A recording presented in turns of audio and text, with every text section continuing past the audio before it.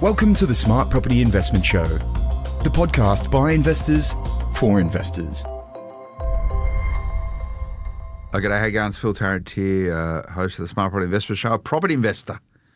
I've been a property investor for about 12 years, I guess you'd call it now. A successful property investor, you ask? Probably not.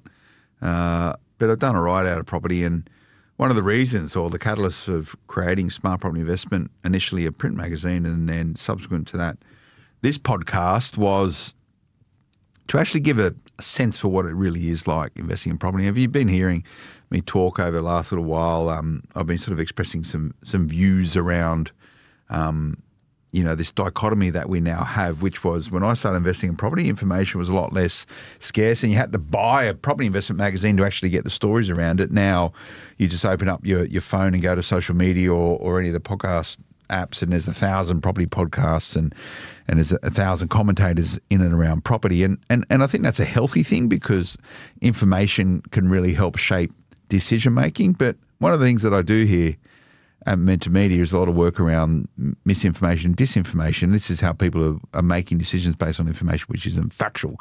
And that's whether it's deliberately not factual or it's just, which is disinformation, or misinformation is where someone just assumes something's fact and they just keep perpetrating those discussions around it. So you've got to be really careful with information, that you are actually making your decisions based on what is actual real information. That harks back to why we started Smart Property Investment, because I remember I used to look at property investment magazines and all the stories were always perfect. And I'd go, that can't be the case. Like, I know a lot of people who are really blowing their dough in property investment. You only heard the great stories. You never heard the negative stories. And you need to remember, most Australian property investors only own 2 properties. A lot of them only 1 property. And the reason why is they buy the wrong property first. So that's why we created Smart Property Investment and subsequent to that, the Smart Property Investment Show. But for those of you who've been tuning into this already, the mag, back when we used to do that, we used to have the little section called Investment in Action, where we said, you know what, we'll do it ourselves.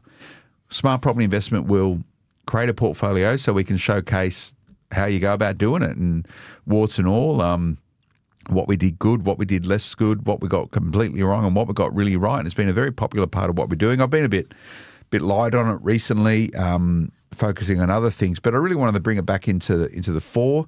The portfolio still exists, a little bit smaller today than what it was back when we got to the peak with it. And I used to go through it with a very good and dear friend of mine, Steve Waters from the Right Property Group, who was integral in helping us set it up. He was one of the directors at Right Property Group, working in conjunction with another dear friend, Victor Kumar. So we're picking it back up. Unfortunately, Steve's not with us anymore, and a lot of you would have tuned into our podcast I did with Victor a couple of months ago, acknowledging the great work that he did in property investment. But Victor, we're going to get back into this, mate, and we're going to start talking about this portfolio again, because even today, I reckon there's more BS stories around property investment than what there was back when we started doing this. And the point is, this whole portfolio, the Smart Property Investment portfolio, now I own property in a number of different ways. One of them is through the Smart Property Investment Show, which is a shared portfolio I have with Alex Whitlock, one of the co-directors here at Momentum Media. We built this because we both went, let's actually show how it really works. And now, a decade on, we can look at this portfolio, and hopefully you can pick up where Steve, maybe if you built this portfolio, it would have been a better portfolio. and Steve would expect me to say that, no doubt, mate. Absolutely. Yeah. Steve would expect me to say that. But you're pretty familiar with this. Look, You've been across it from the absolute get-go. And I remember really early days, the property investor driving around areas of the western suburbs of Sydney, looking at property with you, mate. Yeah, absolutely. And we did buy a few gems around that time. Yeah. But, true to what you said, Phil, and this was our off-air rent as well, is that there's too much information flowing and there's no real check on the information. Whereas back on the days of print media, when you started SPI, the go-to was the back of the magazine where you showed the growth, and then you focused on investors and their stories, and it was actually good information as opposed to everyone becoming a author, a journalist, and jumping on and giving their 2 cents worth, which at the moment is not necessarily fact-checked. It's not necessarily fact-checked. And look, to all those people who are I think most people that work in and around property investment, their intent is right. They all want to try and help people create wealth through property. And I think that's really good. The issue we have, though, is that I think a lot of people are framing their property investment decisions based on information which might not be complete. No. That's the point. And to dispel this idea of every single property investor in Australia can grow massive portfolios, that is fiction. It's not fact. It is not fact. It's not the reality for most people. And you need to be aware of that. Yeah, and there are a lot of sacrifices you need to make to build a big portfolio. Right, time is one thing, and then also the want and the drive to actually build that portfolio, because you're multiplying your problems tenfold. You are. And so if you think owning one or two properties is hard, owning more than that is much harder. Yeah, and it's easy to hold a negatively geared portfolio when interest rates are low. Yes. And I think there's a lot of property investors right now going, wow. They go, well, it's this heightened rate environment. No, it's a pretty normal rate environment right now. So what we have right now is how you should be building your portfolio. But we built the Smart Property Investment portfolio for the purpose of it being largely a public resource that people could look at. And some of the headlines of this, and I haven't spoken about this portfolio for about 18 months, I would imagine, on air. I alluded to it last time we spoke about it. We've sold down, I think, 5 properties out of this portfolio.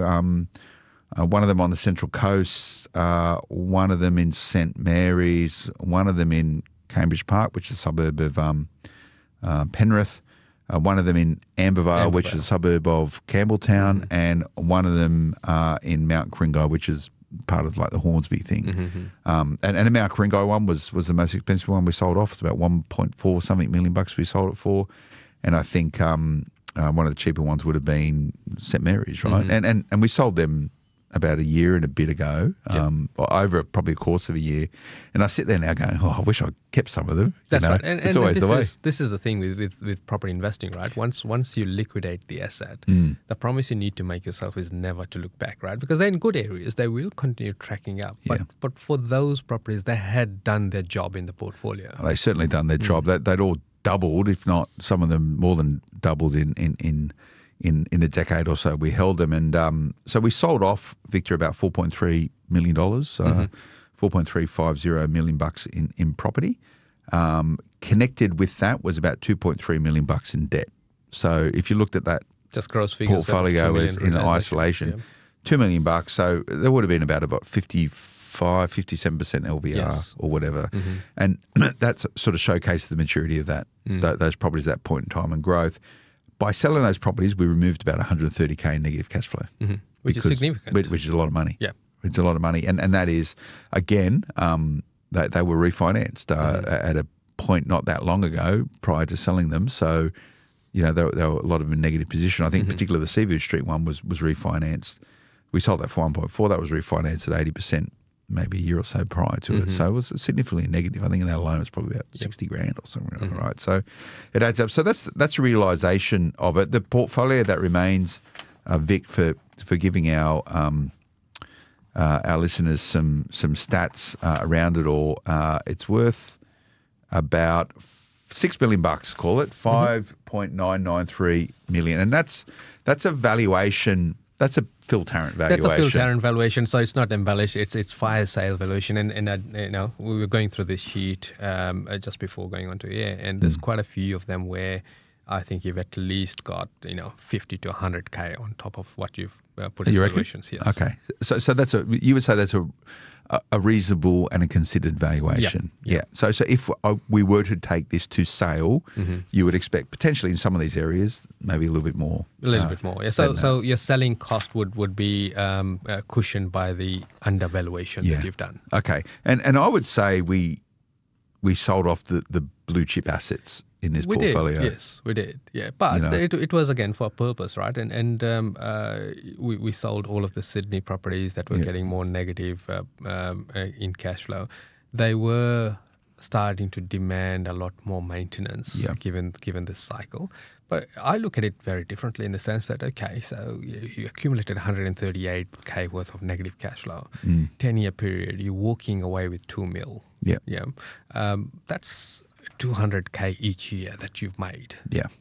But plus, and that's pre-tax, obviously, and obviously I have a very good accountant. Many people know Munzrul Khan, who does all this, and it's all done well. It's all sweet. So I'm happy with the decision. That money's been redeployed. Yes. It's creating wealth elsewhere. So no worries. I'm happy we did it. Yep. I sit back and go, oh, that North St Mary's one with all the rail lines, like maybe we could. But we had great performance over a period of time, and I think we've spoken about this before.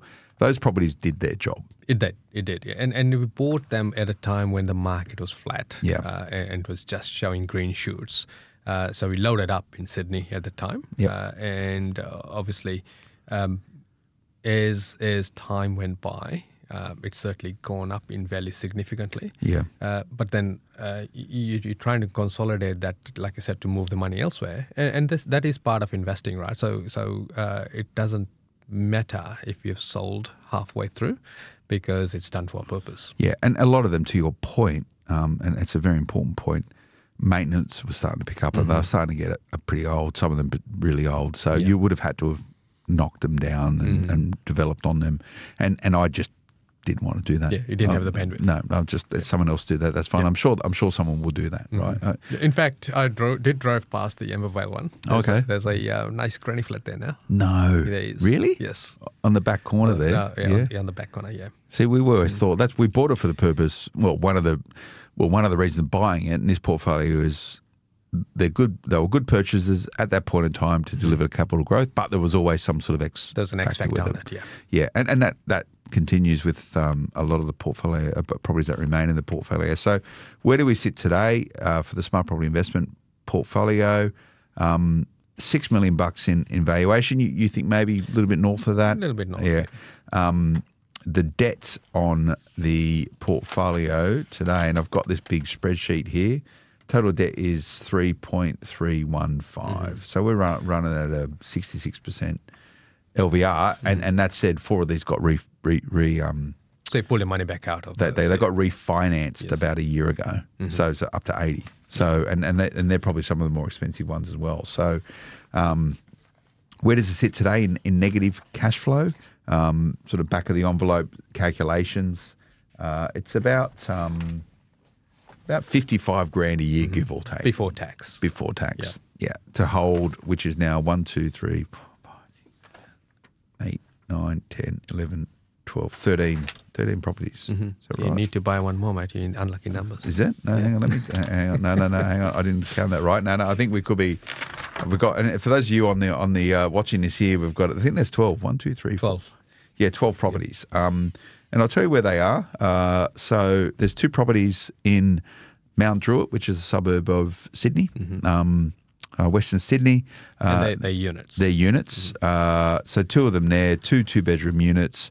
And we bought one of them for 190 grand back in September 11, and another one there for $179,000 in October 11. And if I look at those there, Victor, today valuation $395K for the first one, about $340 for the second one. Yeah. Which is that reasonable? Reasonable, yes. It'll sell in a flash at that price. I think you short probably a couple of tens on that. Okay. And to the point, that's sort of stuff, right, where migrants will move into it in a heartbeat, right? That's what that is, which is great. And they were never pretty units to begin with, right? We made one of them pretty by doing a weekend renovation on one of them. The beauty of this is, I think from an SPI point of view, it dispels the myth that units don't perform. Yeah. And traditionally, where the data was showing there was potential oversupply in that area, but it was the street that we bought in that made it really pertinent in the portfolio. Yeah, I'm happy with that. So the first one there has grown by 107%, and the other one by 90%. So they haven't grown as much as what houses do. No. And this is a testimony to the houses have more immediate growth and far faster growth in the beginning. But eventually, well located units do catch up. The numbers never look as sexy, right? So, but if you look at it from a percentage point of view, they do catch up eventually. Yeah, they do. The first one there's got an LVR of about 73%, the other one about 69%. So they're okay. Yeah. Oh, no, sorry, I lie, 58% and 64%, which ain't too bad. I'm happy with that. We haven't refinanced. Some of them we refinanced twice along the way, to be honest with you, right? We'll talk about that in a moment. Next property which is sitting there is in Logan, which is a working class suburb of Brisbane. Yep. Fair to call it that. Largest LGA in Queensland? Yeah, it is. So that was a townhouse that we bought for $192,000. Sorry, I lie. $145,000 in Feb of 2014. Today we've got a valuation of about $340,000. Yeah, I think that's very low. Okay. If I look at my own Woodridge 2-bedroom unit, the valuation's at the early fours. Okay, that's pretty good. So 56% LVR on that. So we're holding about $192,000 of debt. So that's not really costing us a huge amount to hold. $400 a week in rent. That's delivering a yearly. Sorry, remiss of me. Those first two Mount Druitt properties. The first one about -$7,000 a year. The other one about $3,000 a year in terms of negative income. A negative cash flow on rents of $330 and $400. So you can see the difference, right? One's at $400, one's at $330. That's right. And that's purely just a cash flow position. Just the cash flow. Even though they're within walking distance of each other. The one up in Logan, $400. It's costing us $1,300 a year to hold that. Which is not bad at all, right? By the time you throw in your tax, even though that shouldn't be the reason to invest, it's there as a benefit at the moment, so you'd capitalize on that. And that was refinanced recently as well. So, which was refinanced at 8%, has already come back a lot. They've grown a lot. I did the numbers on this recently. I was blown away how much this Queensland stuff had moved in such a short period of time. Then we have a property in Glenroy, which is a 2-bedroom. Sort of more modern townhouse, I guess you'd call it. Glenroy in Victoria. Glenroy in Victoria. Bought for $270. Current valuation $720. Yep. It's crazy. It's crazy, yeah. And this was relatively new, right, when we bought them. Yeah, got a lot of depreciation. So it was April 14. We bought that. Currently giving us $590 a week in rent. Refinance recently, so it hasn't grown a lot since we refinanced it. It's costing us about $11,000 a year to hold that. Yeah. Victoria usually is. Sorry, am I talking? Hang on, I'm talking about Azalea. Yeah. Sorry, in Springfield there. Yeah. Sorry, that's. That's 11K. That's what I was thinking. How did you jag 11K property in Victoria? Yeah, right? No. That's so. Sorry, the Glenroy one is about $18,000 negative. The one in Springfield, which is a suburb of Brisbane. I think one of the largest manufactured suburbs in Australia. It's the first master planned suburb in Australia. Yeah. Is it? Okay. Yeah. So that was purchased for $270, current value $720. Yeah, that sounds better. And the one at Glenroy purchased for $322, currently valued about $628. Yeah, that makes sense. Okay, good. So it's costing $11,000 a year and $18,000 a year, and they've all been refinanced recently. So, and so with Glenroy, we bought this really well in the beginning because the bank valuation was a lot higher than what we'd purchased at the time. That's right. So we assured ourselves of growth, knowing that we're getting into a lot more negative cash flow property at that time. We assured ourselves growth, right? And if you look at the first half of the portfolio, bulk of them are units. Yeah. Right? Because that was the lending climate and that was the capital position and the vision at that time before we then changed tune and then started focusing on the buying a lot of properties. Houses. Yeah. So what we're left with largely is in this portfolio now units and or sort of strata type properties. I've never actually thought too much about that, but that's, when we get to the end of it here. So the next property is in Port Kembla, which is a suburb of Wollongong, New South Wales. New South Wales.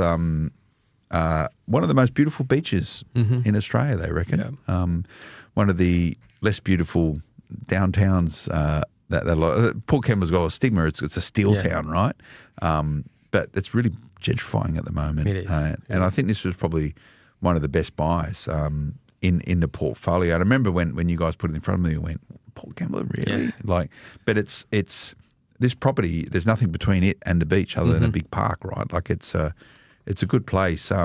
Bought for $320 back in December 14. Current valuation, really tough one to val. This one, Vic. Yeah, because it's an unusual property. But it's two townhouses on it that which isn't strata, it's a single thing.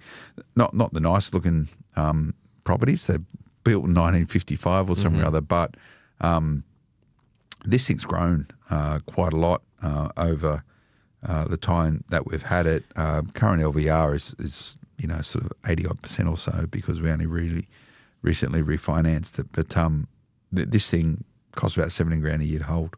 Yeah, and I think you're very light on evaluation there because standard houses there sell for $850 plus. Okay. Especially something with water views. Okay. They absolutely sell for a premium. And house plus granny flats or dual income properties, they have $1 million tag on them. Really?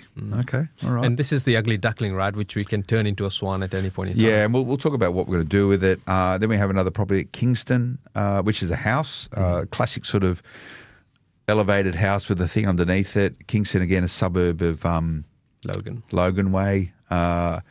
This thing was quite problematic early on. We had like a whole bunch of bad tenants and stuff. And now it's a really good tenant in there. Bought for $290. Right, it's nuts. I got that currently valued at $620. Vic, it's 4-bedroom house. You're a bit light on that. Yeah. I'd buy it off you at $620. Would you? Yeah. Okay. Never refinanced, so that's got a positive cash position of about just over $1,000 bucks. LVR at 38%. Right, pretty good. Yeah. Yep. And this is a good example of testimony of time. And if you leave it alone, the LVRs drop right off. And, so long as it's structurally sound, the rental just keeps rolling in. Just keep going in, which it will do. So I think that in time, that's something I'm happy we've kept in the portfolio. It's had a lot of growth on it over the years. Built in 1980, so it's not that old, but it's old enough to also be a bit of hassle. Yeah. And then the last 5 properties in the portfolio is a unit block in Launton, which is a suburb of Moreton Bay in Brisbane, not far from the Sunshine Coast University. Is what it's called. No. It is called Sunshine Coast. Yeah. So I think on the train line it's Launton, then Petrie, and Petrie is right where the campus is, and then Kalanga. So it's in that little area there. Again, a good buy. We bought each of them for $190,000. I think it was $1 million. Just all up for 5 properties, and I've got them. So they're sort of $200,000 a pop, valued in today at about $430 each. Yeah, which again I believe is very conservative. Yeah, but the good thing about this portfolio is you're being ultra conservative with your numbers, so that there's no pie in the sky stuff to say, hey, look, I'm really equity rich over here. Yeah, and I think that's what a lot of people do. They try and sort of paint this nice picture of their portfolio. I try and paint a real picture of the portfolio. Yep. And 3 of those properties of that 5 are positively geared at about $2,000 a year, and 2 of them are negative, less than $1,000. And the reason why is that I've moved the rents from in the mid 300s to 410 recently on them, but they've all got different cadence of when they renew. So once they come in, that'll be completely positively geared, and an LVR on that about sort of under 40%. So that'll just continue to grow over time. It will. So one of the things with renewing leases in Queensland is we need to be mindful of the change in legislation there, right? So the rental increase is now actually tiered to the property, not the tenant. Yeah.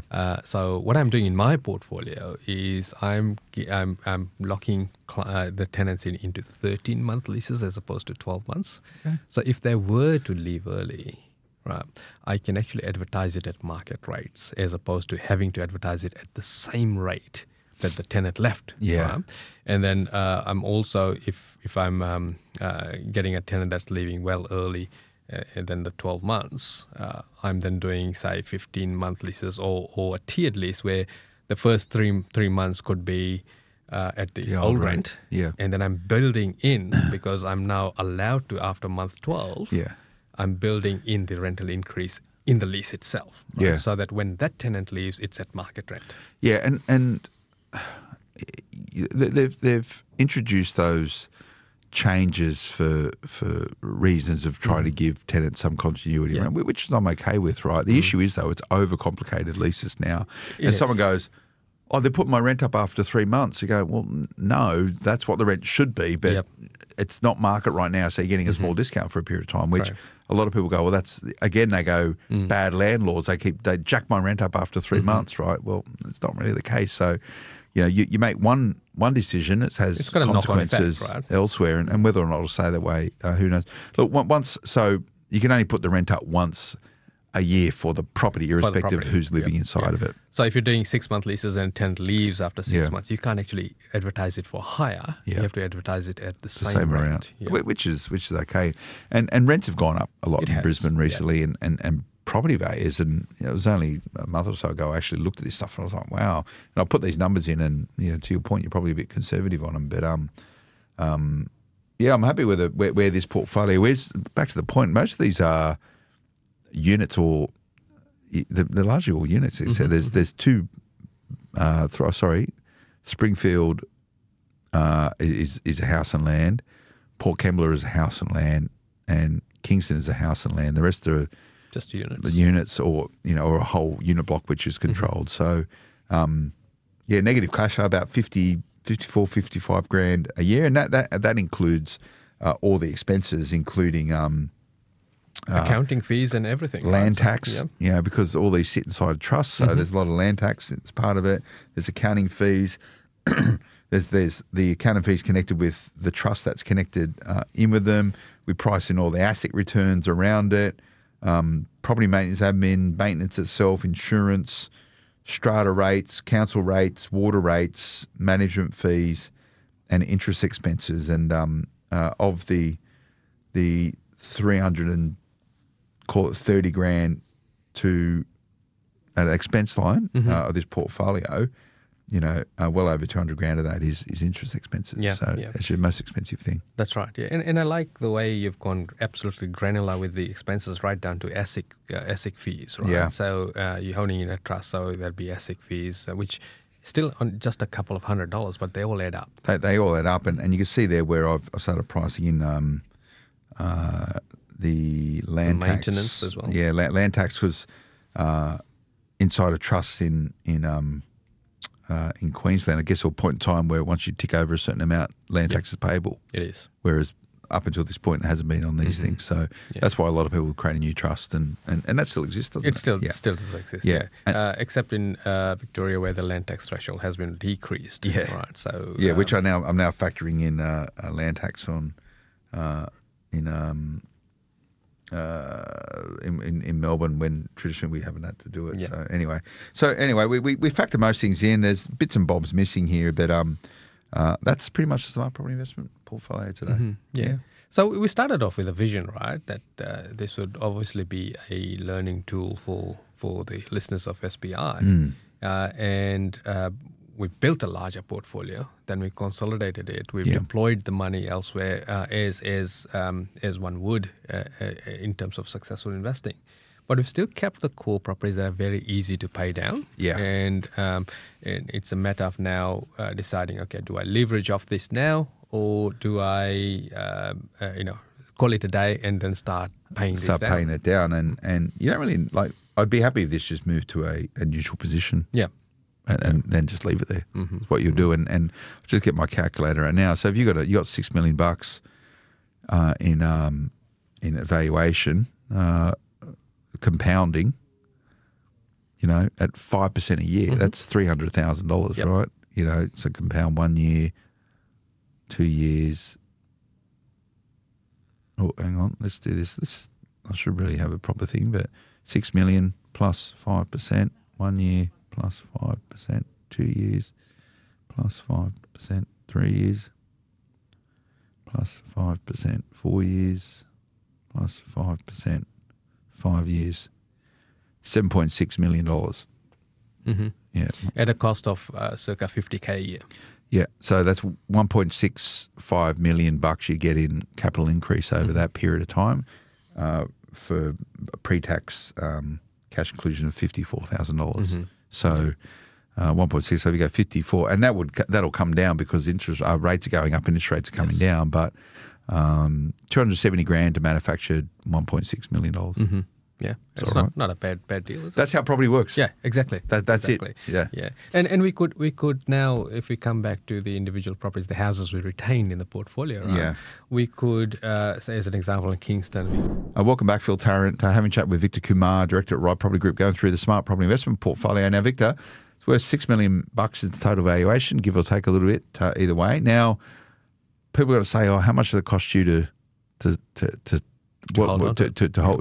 invest into it to get it started? And we've spoken about this before. At a point in time, to start this portfolio, there was about 200 and something grand went into it to buy the first few, and then it was just refinancing over a period of time, capitalising on the growth to create a much larger portfolio, which we sold some off and now brought it down a little bit. That original 200 grand was pulled out years and years ago. So essentially, the portfolio, inverted commas, had no initial capital start. It was on its own motion now. It's just self-sustaining. Yeah. And I look at it another way as well, Phil, is that, we sold down some properties and we got circa $2 million out of it as a gross gain off the initial $200K that we've already pulled back out, right? So that on itself is a really good return in terms of your capital, in terms of growth.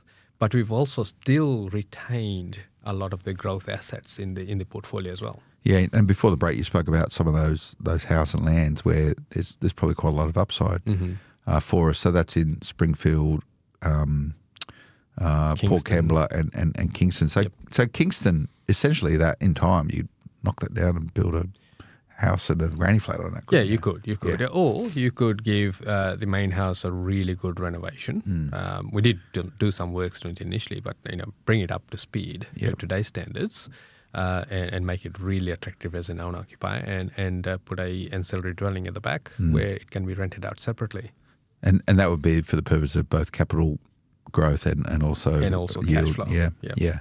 But where it's already positively geared, that property, despite the fact, and I think it's had some problems with, had to do insurance claims and all that sort of stuff, which is all good fun.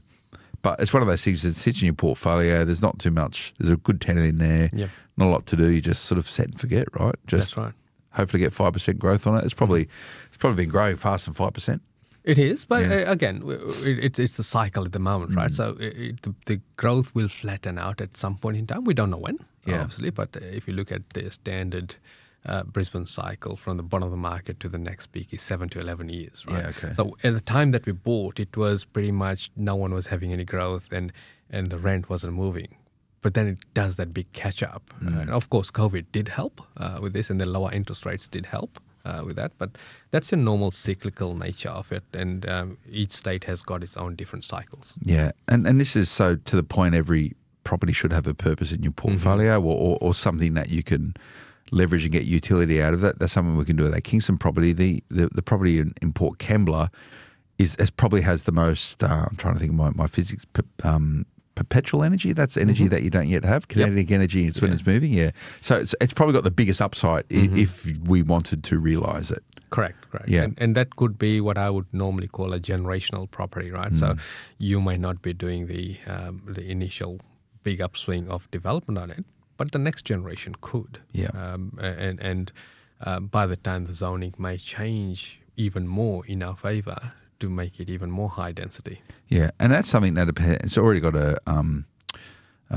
two, I guess, townhouses on it, if you want to call it that. I think down there zoning-wise, you're a lot more informed than I am. You could probably get 3 onto it, Look, but you couldn't good split planning, it. So that council's very pro-development, right? So with good What's planning. What's the council down there? So it falls under Wollongong Council or it may be just in the board of Shellharbour. Shellharbour. Yeah. So I think it is actually Shellharbour. Shellharbour, yeah. So depending on, so if you're looking at, and digressing a bit, if you're looking at development, you can get higher density by promising dwellings for the lower income. So you're taking a cut on the rent that you can provide. So it's a 20% decrease. Yep. But you can get more density on it. But that goes through a full DA process, and it does take time. Yeah, or you go comply and development to be a bit more straightforward. But that is something where you could actually you could build 3 townhouses on it. They'd have to be adjoined. Yes. Strata them, sell off 2, keep 1. Mm-hmm. Or which sell would off be a the great lot. exit strategy. Or you can say sell a lot, or depending on where the portfolio is at that time and depending on the appetite for negative cash flow. By building 3 and the depreciation that kicks in because you've built them, that would be self-sustaining. Yeah. Again, you need a good accountant to help you with all those. So there's the strategy and the upside, but then what are the ramifications of that from a taxation point of view? And again, we've approached everything with this portfolio with a view to maximising that as much as possible within the requirements of the tax regime. And it sort of works pretty well. It works pretty well. So that has upside. And then you've also got this place in Springfield, which is, what's it costing us? About 11 grand a year or so. Excuse me. That could be, that's a relatively new build. I'd say it's probably early 90s by memory. Again, something that could just sit in a portfolio over time. It could, yeah. And some often what you look at in a portfolio like this, it could be that the most obvious development is the one that you actually don't do because the house is just as robust at the moment, and you just leave it alone. And with say Port Kembla now with the maintenance starting to creep up, you may bring forward the development on that, which has got the same, if not better, impact in the portfolio than just doing Springfield or Kingston. Yeah, and I sort of think of development going, I don't want to be too hands-on. I can't be bothered. I don't really, it's too hard to drive down there. I don't want to do it and all that sort of stuff. Like how time-consuming is doing? Like say, for example, we're going to put 3 townhouses on that. Yep. How much bandwidth would it require for me to do that? Not a whole lot, right? If you look at it from a systemized approach, it's no different to buying a property. Yeah. Because all you're really doing, the hardest bit is getting the design. Yep. So latching on to someone that actually understands that council and understands what they can get away with and maximizing it from a investment point of view without making the property illiquid. In other words, not whacking on so many dwellings on it that it's not sellable, right? It's just good for rent, but it's not sellable in a slow market. So once you've solved that, it's just a matter of just getting the broker to get the finance and just tick off on the valuations every time it comes along. Get a builder that doesn't go bust. Yeah, absolutely. And which is one of the reasons why we're not pulling the trigger on these, right? So, and it might not be the right time to be developing. Yes. You would argue. So it's nice to have that upside potential. Correct. For when we choose to use it, but will we deploy it? The other properties which are more traditional units, so those ones in Mount Druitt, and then you got 2 townhouses, one there in Logan in Queensland and Glenroy in Victoria. I think the Glenroy one, you'd be silly to get rid of that now. I think it's probably at its lowest it's going to be for some period of time. Yeah. That market, particularly the unit in townhouse market, is very, very much at the bottom. Yeah. And if you understand the normal cycles in Victoria, it's from the bottom of the market to the next peak is 3 to 7 years. Okay. Right? So we could put a horizon on this to say, okay, let's come back and check in on this in 3 years' time to see how the market's performed. If we've solved the negative cash flow via other properties in the portfolio, it could just be as simple as it's well located, it's in a high demand area. Over a period of time, it'll perform really well. Yeah. Okay. So keep that there. North Road's probably the one property which really is nothing all that exciting about it. I don't want to sort of talk it down, but it's just there. It's just there. Yeah, it was an opportunistic purchase at the time. We bought it well, but if there's anything that we would rationalize down the track, I suppose that could be one of them. Yeah, and I've got a sort of valuation there at 340, debt on it at 192. So like if you sold it, you might pull 150 grand out of it, right? And you sit there and just go, is it worth it? It's not worth it, right? Just leave it. Yeah. It's not costing a lot of money, and in a year's time that should be positively geared. Especially when the rates do come down as well. Yeah. So and that's another, you still look at interest rates, and there's certain people saying, well, the Reserve Bank should have really risen rates probably 2 more times after they stopped doing it. The Fed in the US is looking now sort of the cutting rates, but their rates are a lot higher than ours. So don't expect rate reductions any point soon. And I'm not banking on that, inside of this portfolio. You got the 2 Mount Druitt properties, and you're sort of holding 128 grand in equity in one of them, 123 in the other. So you sell them off, you'll realise $250,000 again. You've got to pay tax on that. That's right. Do you need to do it? You could refund, a lot of people were sitting there going, you got 250 grand of equity there, and you'd at 80%, you pull out a couple $100 grand, right? Yeah. You could deploy to continue to build the portfolio, but it's more debt. Do you need to do it? So let's future pace this, right? Yeah. So you're an old frail man with your sitting on a rocking chair.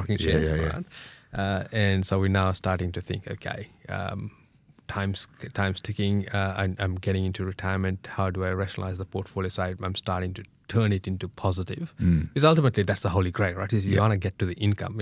Growth has been phenomenal, but now we need to get to the income. You perhaps start, first of all, problem solving the negative cash flow. So looking at the properties we can build on to wash out a lot of the negative cash flow. And then that requires capital as well. It does, yes, yeah.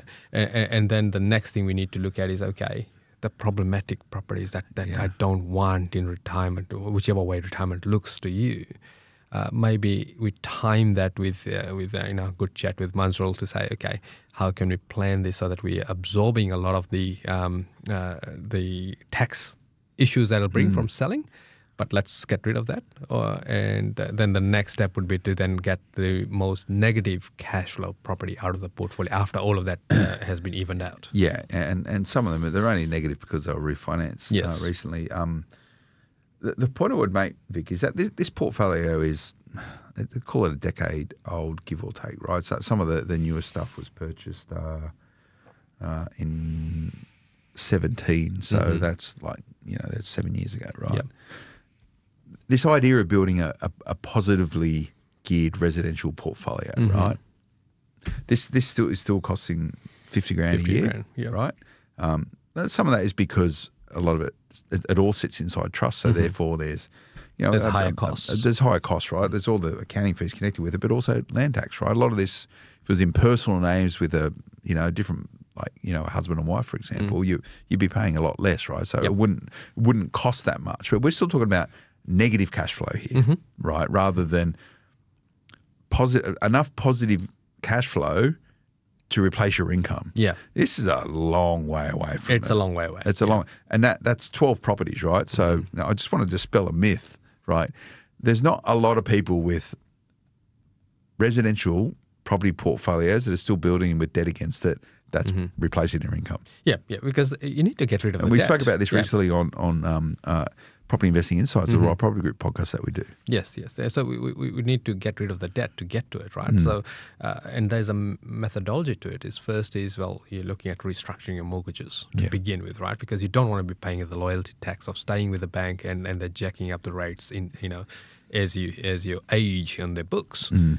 Then obviously we then need to look at, okay, how do we even out the negative cash flow? Do we pull the trigger, do smart developments, right? And get rid of the negative cash flow. Then you actually need to start paying these down. There's really 3 ways to pay it down, right? Surplus POIG income, surplus business income, or like you did, sell down some of this stuff. Yeah, and imagine you could have easily, if you use that $2 million that you realise from the sale of it. To pay down this portfolio. To pay down this portfolio, right? This is, how much debt? Is $3.3 million of debt. So you've got to put that in there. You'd be left with $1 million on $6 million. That's when that would instantly turn into a positive portfolio. Right. And then so imagine if there's no debt on this would be providing you 300 and something grand a year in total income. Yeah. Less if you're giving away 200 grand in interest. So, that's can you live on a couple $100 grand a year? That's probably the ideal number for a lot of people, right? Which would grow over time. It will. And one of the things that people don't take into account is they latch onto a figure. Let's say it was 100,000, right? But with everything paid off, your running cost is circa still 20%. Yeah. Right. So you need really to get to 100 net, you need to be 120 gross. Yeah. Yeah. And these are, again, a frame of reference, putting things into perspective. They're the numbers that most people should be expecting. Yes. Property will deliver to them. Mm-hmm. Like there's probably only a handful of investors which are thinking, I'm going to be having a portfolio which is giving me hundreds and hundreds and hundreds and hundreds of thousands of dollars of that. Yes, it exists. Yeah.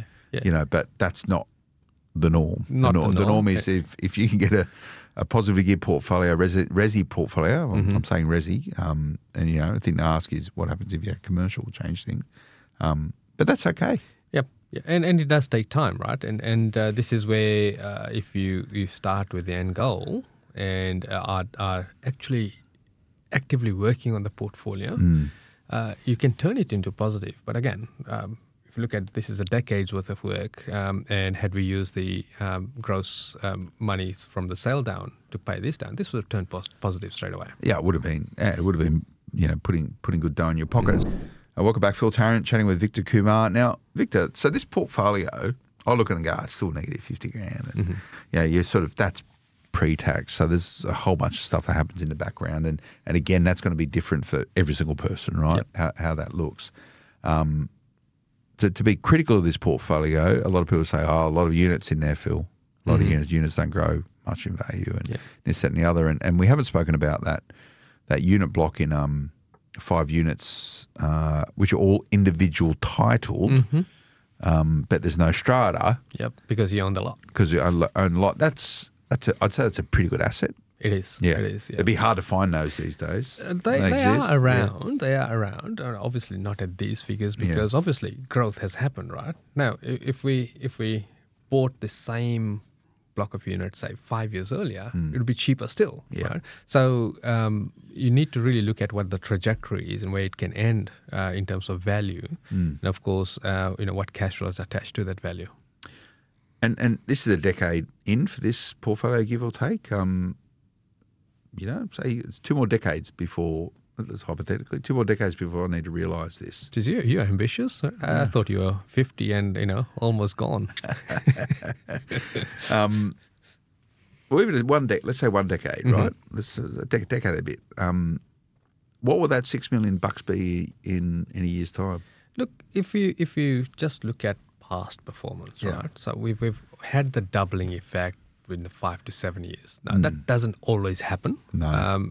So really, if you look at it from the next decade, I dare say that your 6 mil is likely to 10 or 12 mil if the trajectory continues the way it is, right? But there could be hiatuses along the way. And one of the things that I'd really want to flag is that 10 years goes by really fast. Yeah, it does. And let's just assume you don't refinance this, anything in this. I can't see any reason why we would refinance this again.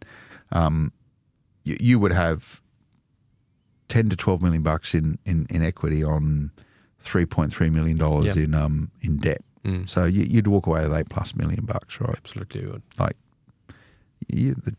That's probably enough for, and that's 8 million. So you just maybe sell one of them, pay off the debt, keep it.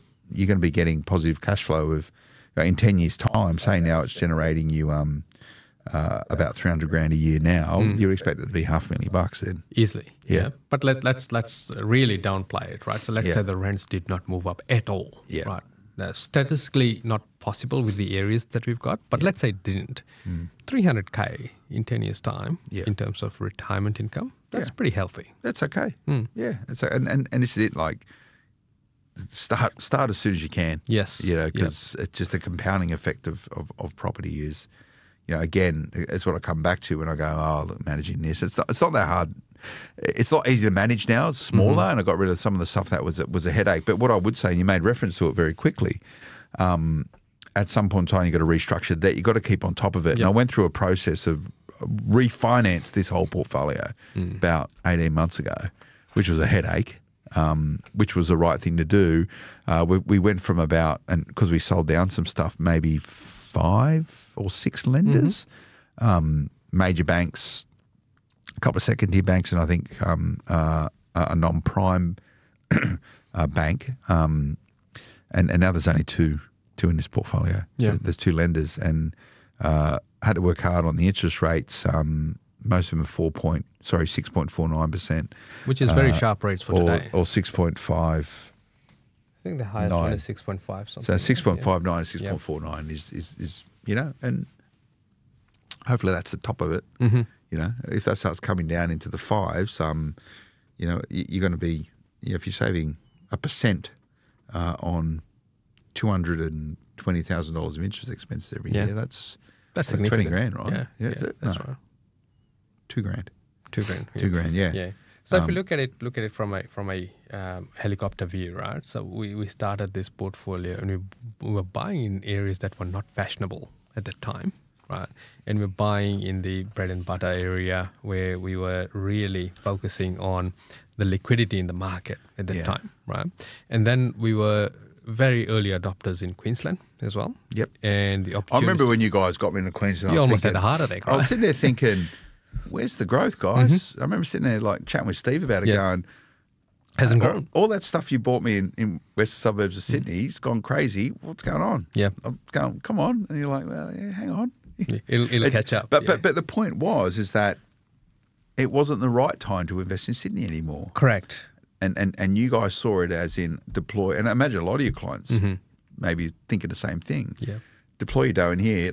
We probably got in there at maybe 18 months, 2 years before we necessarily need to. But I'm trying to think where else should have been investing at that point in time anyway, right? So, but then it's just gone, whoosh, you know. So one of the things that most investors get caught up in is they've got really good result in one area and they stick to that area even though the fundamentals and the phase of the market has changed. Yeah. So really we need to be targeting people say you can't time the cycles. I agree to a degree, but you can time the cycles by changing the types of properties you buy in those areas. Agree. Yeah, that's a really good point.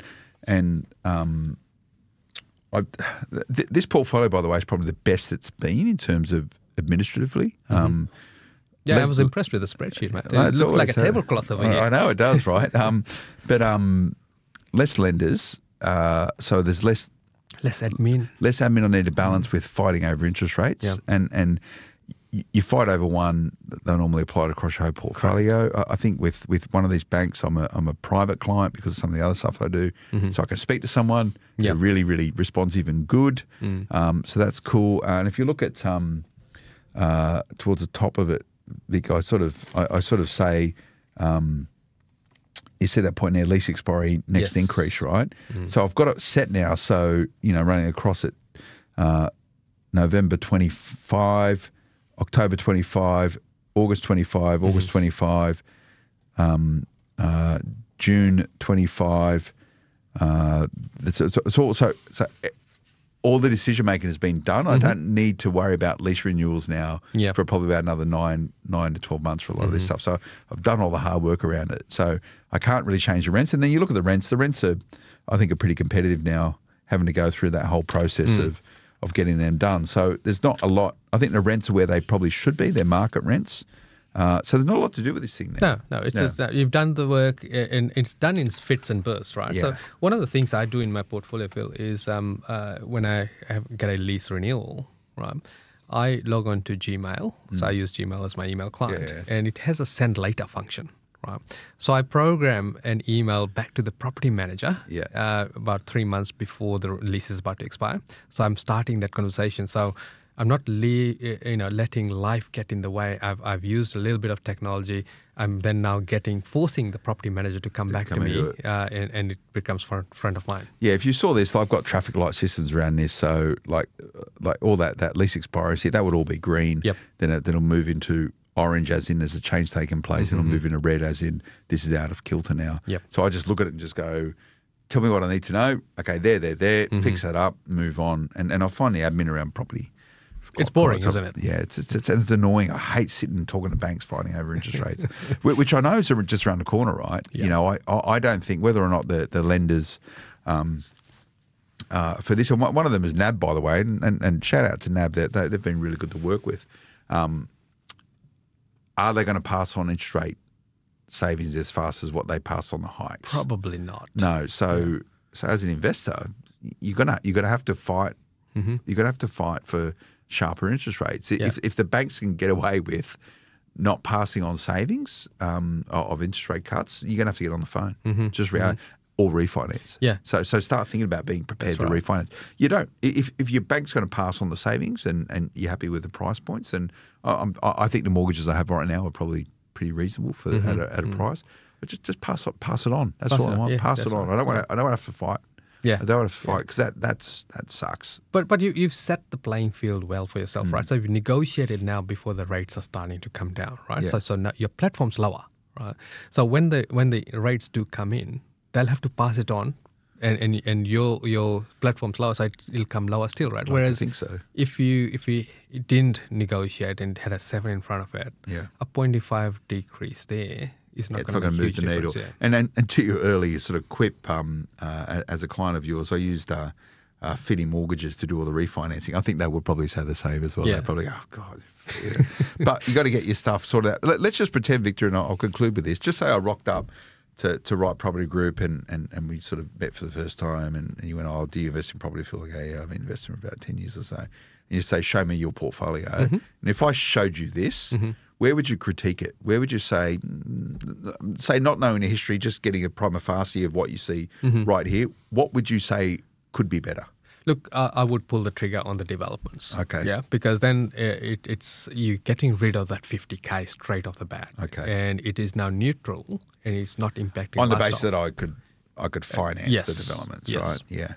Yeah. Okay. And that is, again, it's perpetual energy and these things. I'm going to make that choice at a point in time. But yeah, and it's good. Is this sort of reflective of a normal sort of portfolio? Look, it is. And again, this is reflective of a decade-old portfolio, right? Yeah, in the beginning, it would look nothing like this. And I remember us talking in the beginning, we're trying to manufacture the equity because the market wasn't moving, right? So the types of properties we bought back then are very different to what we ended up with the block of 5. Yeah, it's good. Well, thanks to you and your team for ongoing help with this, mate. We've got to do something. We'll do something in this portfolio, Victor, so we can continue to tell the stories. But one of the myths I wanted to dispel is this idea that if you hear and you're working with people saying, we're going to build a positive portfolio, go, that can be achieved, but it takes longer than a year or two. It takes time. It takes time. And this year, if we stopped and did nothing other than ensuring that the interest rates were the most competitive that we could possibly get at any point in time and the rents were at market, I would say this would be positively geared within 3 years. Absolutely. Yeah. And that might be the right thing to do, you know? Yeah. Sometimes you don't want to tinker too much. If it's not broken, don't fix it. No. And you know, sometimes that's the easiest way. Yeah. It's good. All right, Victor Kumar, thanks for your time, mate. Welcome. It's good to chat this through and, you know, you're very familiar with this. Maybe one time we can maybe knock down that apartment. You could probably build 4 times higher up there. Yeah, absolutely would, yeah. If you want to have a go at that. Thanks for tuning in. If you like what we're doing, guys, remember to check out smartpropertyinvestment.com.au. We'll do more of this. I know a lot of people are really intrigued in this portfolio. There's a whole bunch of stuff we haven't covered. Might get Munzrel and have a chat around the tax and stuff to give a sense to it all. There are a lot of moving parts to a portfolio. I will point out also all the loans in this are interest only. That was a big part of our refinancing. Vic was a mover from P&I. Just didn't need to. Just opens up the cash flow. It does. There's obviously a lot of insurance connected with all this. There's still a number of different property managers. I'd like to tighten that up a little bit. Just too many. In the clusters, you could probably group them up together, and we're sort of getting there with it. Probably not as responsive on as maintenance as what I should do. I probably could make that easy for property manager. Always go, why, what's happening? And they go, I told you this 4 times, and I go, well, I don't remember, So be nice to your property manager. It's the right thing to do. Yeah, they've got a hard job. They have a hard job. So this is just an example of the portfolio we built with the Right Property Group. Now 12 was topped out about 17, I think, 18 properties.